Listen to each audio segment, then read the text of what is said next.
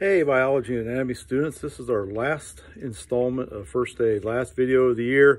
You're probably thinking, great, I don't have to watch any more of Mr. Yans's cheesy videos, but hopefully you've learned a few things about first aid and things that you can do to help someone in need. That's my hope. And the last thing we're going to go over today is something called environmental emergencies. We went over medical, we went over injuries.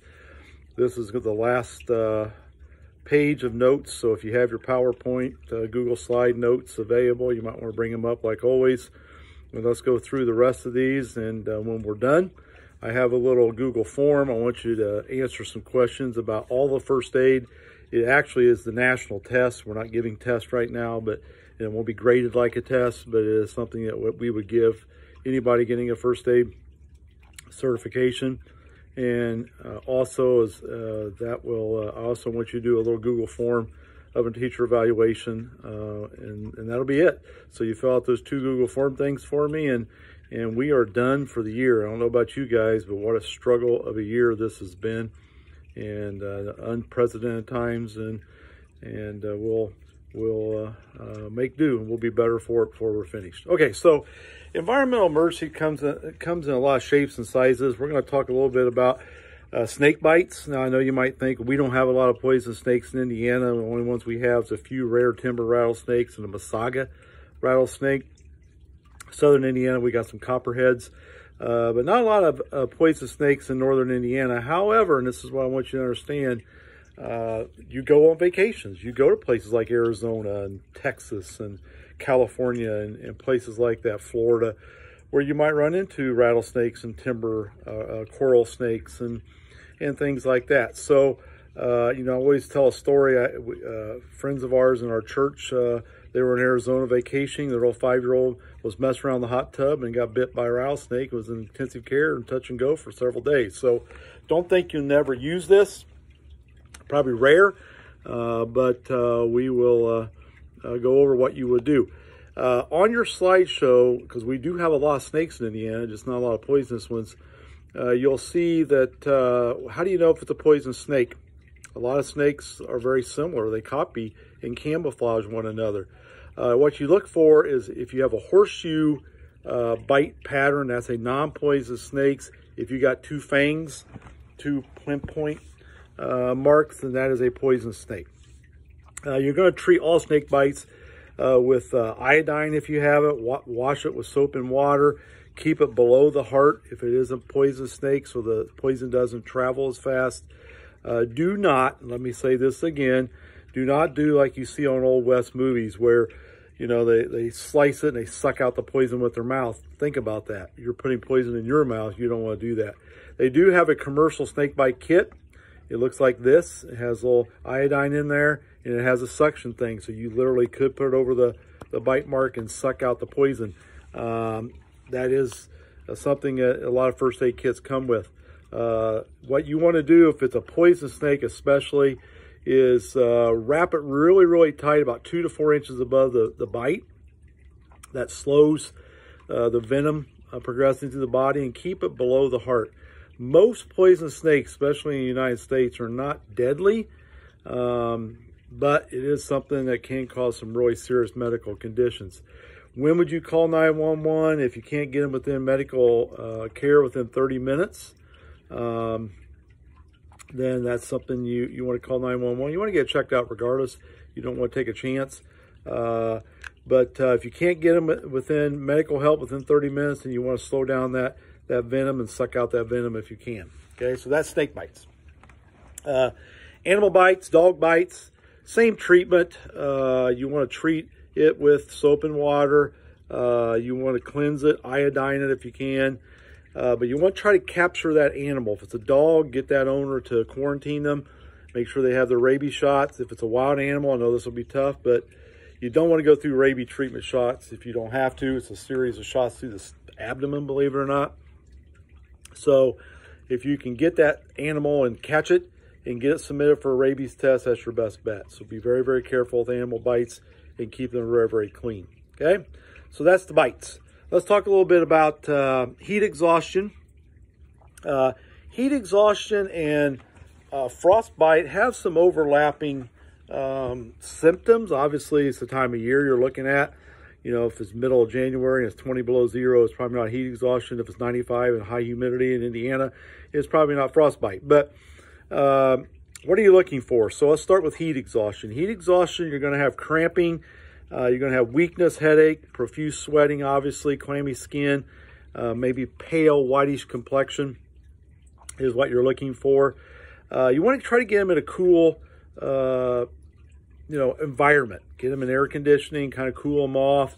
You know, this sounds like an odd one, but I was at my babysitter's, which when my kids were younger, and the dad, Mervin's his name, he came in, he was putting hay up in a hay mound, came in, he just happened to be there, thank goodness, and he collapsed on the floor from heat exhaustion. I actually put him in my car and turned on the air conditioning, because they don't have air conditioning, they're Amish, and we got him cooled off, and he kind of came around, we got him checked out, and he was okay. But you want to cool them off, not super fast.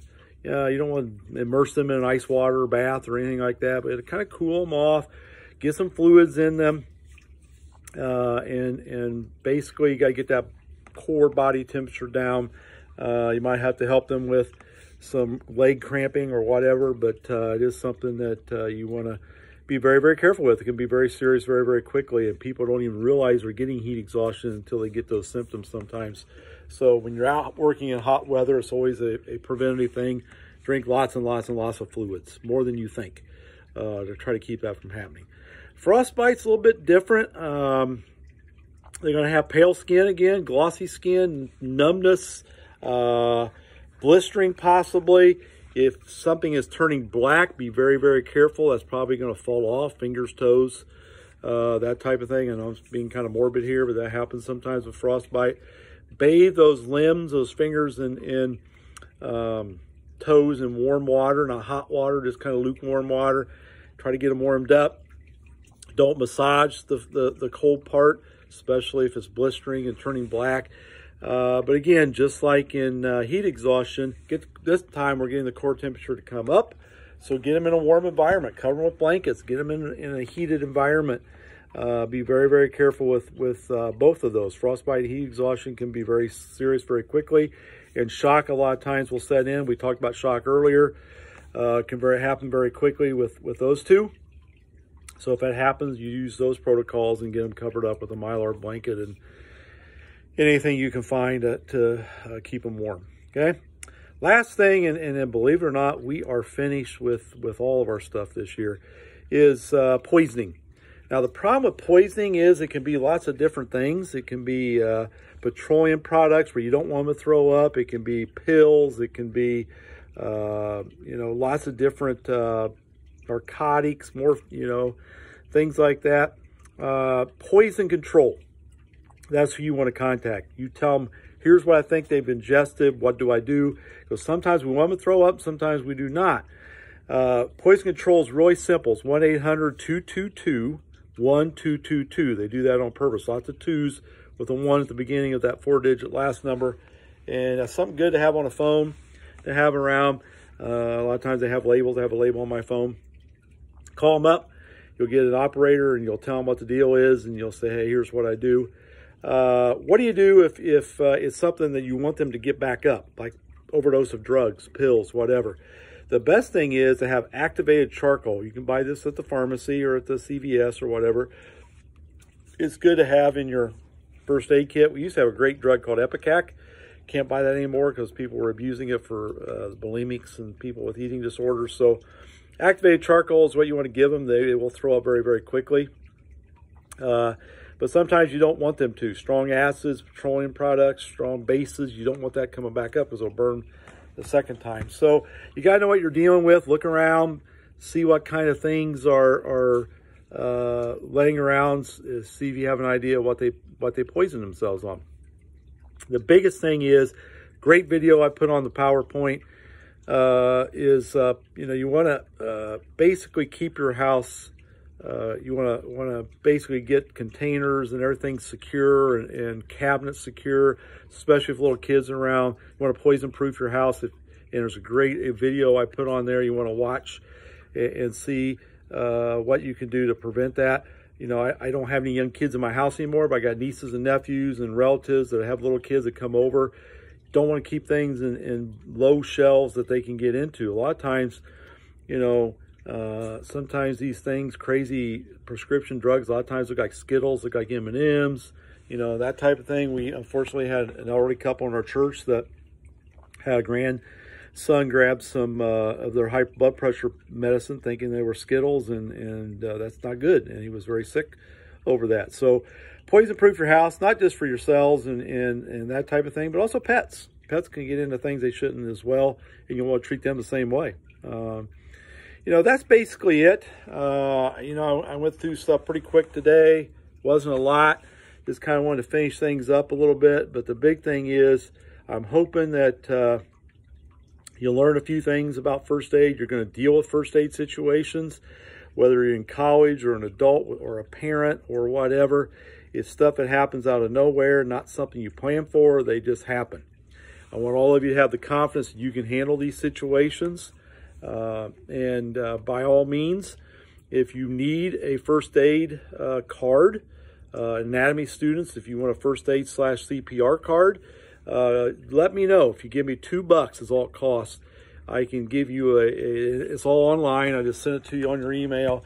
Just text me, email me, and you know, get $2 to me sometimes, and I'll get you certified. That way, if you need it for a summer job or whatever, you need it for something down the road, you have it. It's good for 2 years. You've been through a detailed first aid class, one that I've taken probably more time on than I ever have. That's basically why I wanted to do that with not just my anatomy students, but the bio students I have as well, because what more important thing, especially in the times we're living right now, than to know what to do in a first aid situation. So hope you learned something. Stay safe out there. Good luck to all you seniors. I know it's kind of a tough year for you guys. I feel bad for you guys. I really do. Hopefully we do get our graduation in July there, and I want to wish you all the luck. You guys are going to go on to do great and big things underclassmen. Some of you I may see again down the road, I hope anyway.